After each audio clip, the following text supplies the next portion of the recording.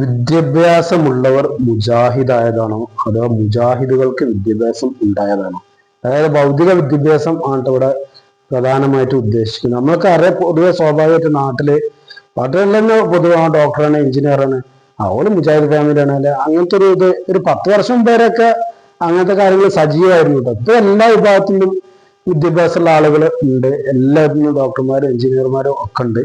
അതൊരു ഏകദേശം ഒരു 10-15 വർഷമായിട്ടുള്ള അങ്ങനത്തെ ഒരു പ്രവണത. അതിന്റെ മുൻപൊക്കെ എല്ലാവർക്കും അറിയാം, മിക്ക വിദ്യാഭ്യാസമുള്ള ആളുകളും മുജാഹിദ് ജമാഅത്ത് ഫാമിലികളായിരുന്നു, അല്ലെങ്കിൽ വിദ്യാഭ്യാസമുള്ള ആളുകൾ മുജാഹിദ് ജമാഅത്ത് ആവുന്ന ഒരു പ്രവണത. അപ്പൊ അന്നൊക്കെ ഇങ്ങനെ എന്താ പറയുക, ഒരു എഞ്ചിനീയർ സ്റ്റുഡന്റോ അല്ലെങ്കിൽ മക്കളൊക്കെ മറ്റേ അല്ല MBBS ഇതിനൊക്കെ പറഞ്ഞേക്കുമ്പോൾ ചില രക്ഷിതാക്കൾക്ക് ഒരു ആശങ്ക ഉണ്ട്, ഓനിതൊക്കെ പഠിച്ച് ലാസ്റ്റ് മുജാഹിദ് ജമാഅത്താവോ എന്നുള്ളൊരു ആശങ്കയുള്ള ആളുകളൊക്കെ ഉണ്ടായിരുന്നു. അതിന് കാരണം അത് മുൻ അനുഭവം വെച്ചുള്ളൊരു ഇതാണ്, ഭയം. കാരണം ഭയപ്പെടുന്നതിന് അവരെ സംബന്ധിച്ച് ന്യായമുണ്ട്. കാരണം അവര് പരമ്പരാഗത സമസ്തയുടെ വിശ്വാസ ആചാരങ്ങളെ പുലർത്തുന്ന ടീമായിരിക്കും. അപ്പോ സ്വാഭാവികമായിട്ടും മക്കള് അവരുദ്ദേശിക്കാത്ത ഒരു ആദർശത്തിലേക്ക് പോകുമ്പോൾ സ്വാഭാവികമായിട്ടും എന്തുണ്ടാവും, ഒരു മനസ്സിന് വേദനയും കാര്യങ്ങളും ഉണ്ടാവും. അപ്പോൾ അങ്ങനത്തെ ഒരു ആശങ്ക അതിൽ കുറ്റപ്പെടുത്താനൊന്നും പറ്റില്ല, സ്വാഭാവികമായിട്ടും ഉണ്ടാകും. അപ്പം വിദ്യാഭ്യാസപരമായിട്ട് പരമ്പരാഗത തന്നെ മുജാഹിദുകള് ഇങ്ങനെ ആകുക എന്നുള്ള ഒരു ചോദ്യം ഉണ്ടാവും. കാരണം കേരളത്തിലെ ഒരേ സാഹചര്യത്തിൽ ജീവിക്കുന്ന ആളുകൾ രണ്ടു തരം വിദ്യാഭ്യാസ രീതിയിൽ നേടിയ എന്തുകൊണ്ട്.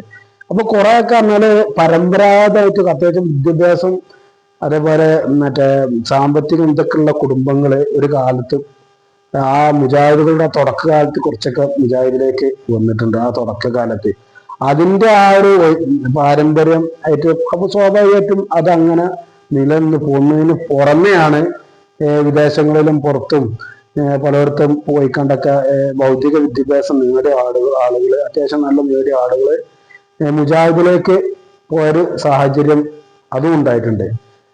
അതുകൊണ്ടാണ് ഈ പേടിയും കാര്യങ്ങളൊക്കെ വരുന്നത്. അതിപ്പോഴും കുറെ ഒക്കെ ഉണ്ട്. അത്യാവശ്യം ഒരു വിദ്യാഭ്യാസം നേടിയ ആളുകള്, ചില ആളുകളെങ്കിലും മിക്കവാറും ഒന്നുകിലും മുജാഹിദക്കോ അല്ലെങ്കിൽ മുജാഹിദ് അല്ല സുന്നി അല്ലാത്ത കോലത്തിലേക്ക് ഒരു അങ്ങോട്ടല്ല ഇങ്ങോട്ടും അല്ലാത്തൊരു കോലത്തിൽ നിൽക്കുന്ന ഒരു സാഹചര്യമൊക്കെ ഉണ്ട്. അതൊക്കെ നമ്മൾ നാട്ടിലുണ്ടായ എല്ലാവർക്കും അറിഞ്ഞ കേസാണ്.